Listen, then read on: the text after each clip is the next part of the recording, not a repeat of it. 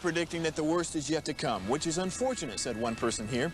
Until now, they've enjoyed the reputation of being the nation's icebox. Watched a burglar in his home this morning by webcam. As a journalist of over 25 years, stories are what make my world turn. Reporting live from the Dallas newsroom tonight, Jeff Crilley, Fox 4 News. But in 2008, I took the jump from my familiar life and started a PR firm from my home. We're talking about anyone with a camcorder like the one I'm using becomes a television network. We started slowly growing the company, and we now have over 100 clients, and we've branched into the world of live digital broadcasting. I now own 8 different TV studios and have a huge team. And the stories that I now get to share are sometimes the most important of my life. Life has a funny way of coming around full circle. This is the Jeff Crilley Show. Welcome to my show. Well, one of the things that you read about in the papers is the quarantine 15. That's people packing on the pounds during the pandemic. Joining me to talk about that, Dr. Lori Shemek. She's an author and speaker. Welcome to the show. Well, thank you, Jeff. Thank you for having me. Nice to be here with everybody today. Well, I know you talk about inflammation and the dangers of that. Well, during this pandemic, a lot of us were just kind of turning to comfort food and often booze to find some comfort. Those are probably the worst things you could possibly be doing to yourself if you're trying to fortify your body. Right. Absolutely. That's really well said, because, you know, what's happening here is the low-level inflammation that people are walking around with, the underlying health conditions, obesity, even just weight gain, and other health conditions, chronic kidney disease, smoking, etc. These are all causing inflammation in the body. And when you eat foods that are unhealthy, such as refined processed foods like cakes, you know, candies, cookies, snacks, refined processed foods, you're creating inflammation in the body. And this is very detrimental and very toxic to the body. So what you want to do is stop that inflammatory process from happening.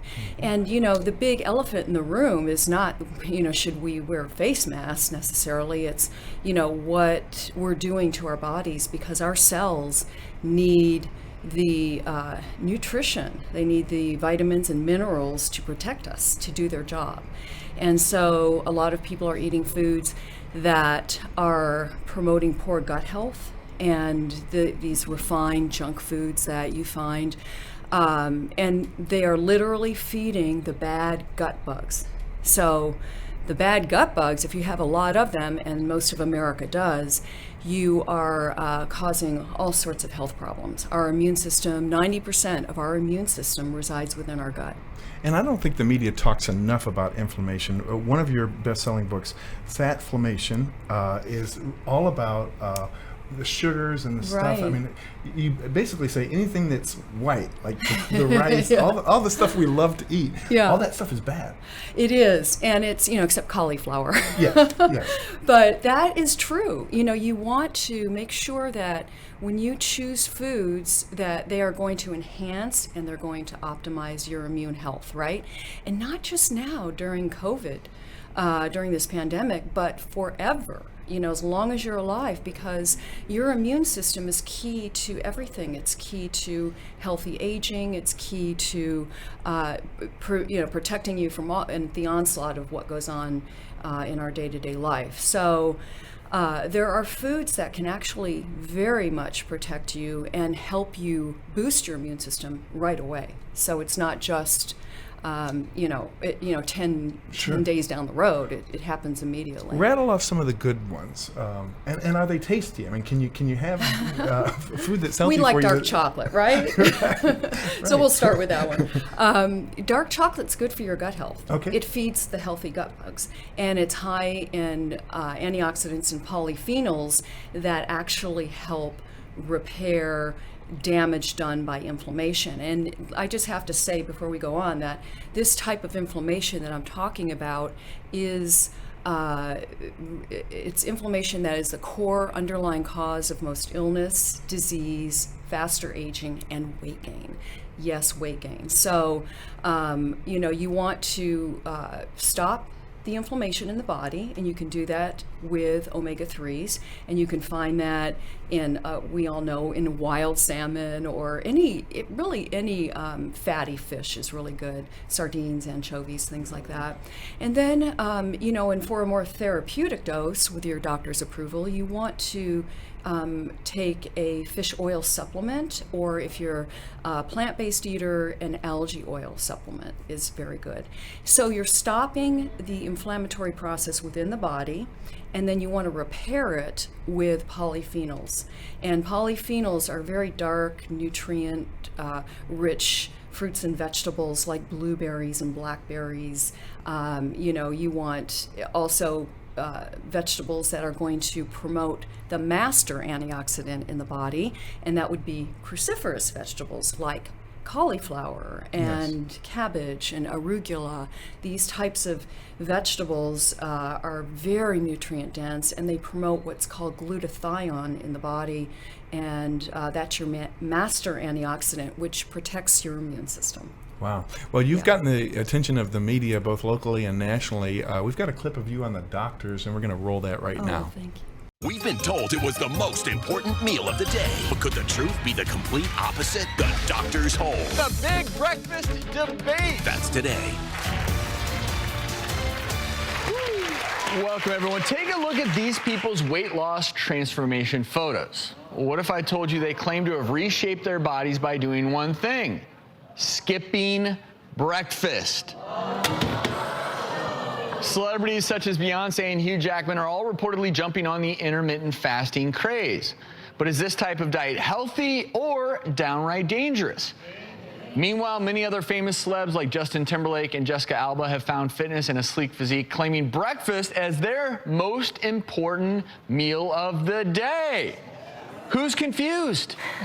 You know what I think we should do? We all are. Let's have a big breakfast debate. Yeah. And join us today in support of fasting and skipping breakfast is cardiologist Dr. Joel Kahn and certified nutritional consultant Lori Shemek. And on the other side of the aisle is their opposition, cardiologist Dr. Nisa Goldberg and nutritionist Robert Ferguson. Thank you all so much for being here. Thank you. And it depends upon the quality of the food, too. It's very important. If you have a nutrient-dense diet, you will absolutely promote fat loss. You're going to protect yourself against type 2 diabetes, and the list goes on. It's a very long list. That's really cool. Was that fun to be on that show? It was, yeah. It's really a lot of fun. Yeah, a lot of energy in that room. Absolutely. Well, let's talk about the media, because it seems like every time you turn around, there's a study that contradicts the one that they were talking about yesterday. You know, one day coffee's good for you, the next day it's bad for you. How do people sift through the noise? Well, the one thing you have to rely on in nutrition are quality studies, quality research, and that includes meta-analysis, randomized control trials. When you have that quality research, and it's very hard with nutrition because it takes a long time, right? So you also have to have, the science, the researchers that are delving into why do the polyphenols in coffee promote optimal health and other foods like that. So very important that we have that done, but also it's important to make sure that when you do your research, that it's with randomized controlled trials, not small cherry-picked little things, right? Right. Well, so do you believe in, there's a lot of talk about the Mediterranean diet, and just a diet that you can stick on. One of the things about dieting is the yo-yo diet syndrome, where it may work for a short period of time, but it's not sustainable. How do you pick a diet that you can live with? Well, that's exactly what it is. You have to eat in a way that's going to be beneficial for you, optimal for you, protect your cellular health, and tamp down on that inflammation. So I always highly recommend an anti-inflammatory diet, which I've written a lot about. And the Mediterranean diet is a great example of that, because you look at the research behind it, and people are living longer, they're healthier, and the food choices are delicious. So yes, well, and I would urge you to start following Dr. Lori on Facebook Facebook and all the social media platforms. She gives out tips, and we've got one YouTube tip that we're just going to roll some video. You actually will go out into the stores and give people great advice on how to shop for healthy foods. Right, absolutely. Yeah, I think it's one of the best things that one can do is to absolutely make sure that they know what they're buying. So one of the best things somebody can do, the one thing, is to flip the product over, and if it shows added sugars, even 1 gram, then put it back. If it shows 0 added sugars, then you're good to go. Sugar is inflammatory. It is toxic to the body, and it's not even in moderation. A lot of people think, well, it's fine in moderation, but it isn't, because the body reacts negatively to sugar. And that goes for all types of sugars, because the body is really a chemistry lab.